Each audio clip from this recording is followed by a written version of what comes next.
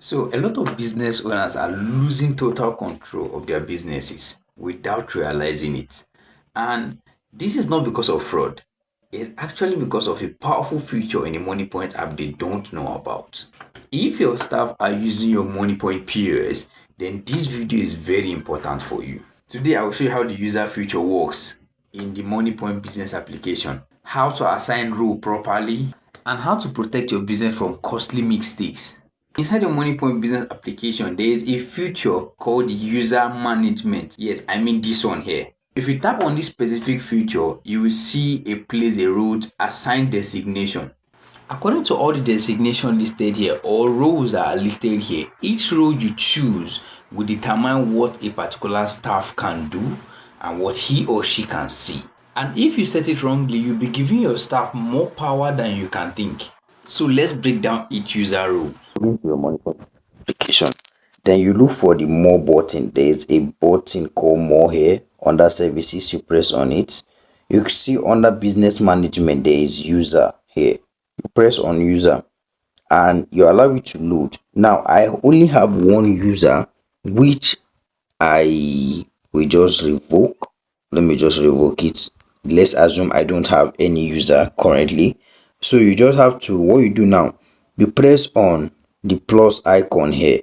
You press on it and you'll be given room to select designation, which are roles to every person in your company based on their position. We have the first one here, we have the cashier role, and we have the auditor, and we have the accountant, we have the business manager, and we have the admin. And each designation here, each role now have what he or she can do and the permission allow on each role. Now let's talk on the cashier role here. The cashier role is one of the most simplest and the safest role you give to your staff. The cashier role here, this user can only see transaction and perform transaction. Example what I'm talking about. The cashier can receive payments, POS payments, and he or she can see the transaction they've made for the day. And this position, this particular role is best to assign to these daily staffs. Then the second one is the auditor. The auditor here, this user can see everything on the business application but cannot perform any transaction or action. This person cannot change any settings. This person cannot add user. This person cannot transfer. This person cannot even make payment. All he does is just to monitor what happens in the account. And the accountant is the third one. The accountant here, this user can see everything from transaction to balance and everything between, like maybe intertransaction and other stuff like that. And this user can perform actions like transfer. But the transfer he will make will require approval. Example, accountant is someone that, like some businesses that I used to know about, where the accountant will list out things that need to be that they will need to buy to the company. Let's assume stock reduced and they need to add up more stock. The accountant is going to write out list of things they need and he submits to somebody above. The somebody above is now going to contact the owner of the company and they will make provision for all those things. That's how it works. But on these cases now, we are making business easier for you as a business owner, where your accountant will make list of what he wants and the total cost will be there. Then he will perform transaction on this is what we are getting and this is the total amount we are getting it. Now, he has already logged for it. You, the business owner, will need to approve it. Then secondly, the fourth person is the business manager. The business manager now have all rights, a bit similar to the business owner. How? This user can do all above action but does not requires approval on transaction. This user is one of the user that can approve requests from the account from an accountant. Now, just example what I was referring to, where the accountant will log for requests that be waiting approval. The manager can approve it. Then that's what the manager can do. The manager now is not meant for transaction. No, He does not do any transaction, he only approves. Then lastly, we have the admin.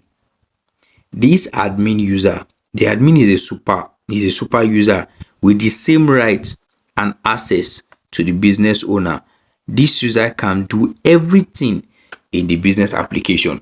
Example of people they assign this admin user to: a business that would have two directors rather.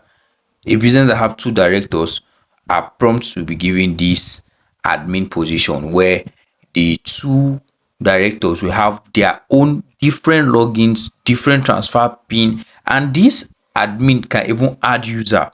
Remember, there are two directors in a company. You give one, we use one information to create an account, and secondly, we give access as an admin to the second director. Now, how do we assign role and position to our staffs? Let's assume we go on business manager now. We want to create account for a business manager. Let's assume all this one are just primary stuff. Let's go for the business manager now. You press on business manager. Now, what you need to do now is you put the business manager's first name, you put his last name, you put his email, then you put his phone number. Lastly, you select the account you want him to have access to. He doesn't have access to all the accounts. Let's assume you are like me that have multiple accounts. You have to select a specific account that you need access to. Then for admin, let's say we want to give admin position to another director. We press on it. We put the director's first name, we put his last name, we put his email and his phone number, then we submit. You see, this one now doesn't have a specific place for us to choose which account we want to give him permission to. You see, so that's different. That he can do everything the same business owner can do. Now let's change user, for example, again. This one, the cashier, need to have, has limits to account he or she can see their transaction. The auditor too has, and each can just go for one account. They can't select two accounts, so you only have access to just one account. Then for accountant to have limits. He can't just access any account. It's only the account you gave him access to. Then the business manager too, you have to give him, maybe you have different branches, so you are assigning him to that specific branch that he is. The accounts are assigned to that branch. That's how it works. And lastly, again, the admin. The admin doesn't have limits. The admin does exactly what the business owner do, what the business owner does. So after inputting all the information required here, business AD, use the first name, last name, email, and phone number, an activation mail will be sent to the person, email. The person needs to activate the account, where he will create username, password, and other stuffs like that. And it might requires BVN or NIN depending on the position you are giving to the person. So let's come back. Here are some free tips. As a business owner, do check on your cashier's activity. Deactivate any worker that stop working with you, and do not share admin to anyone unless it's necessary. If this is your first time coming across my YouTube channel, like this video, drop a comment, and don't forget to subscribe for more helpful tips like this. Peace out.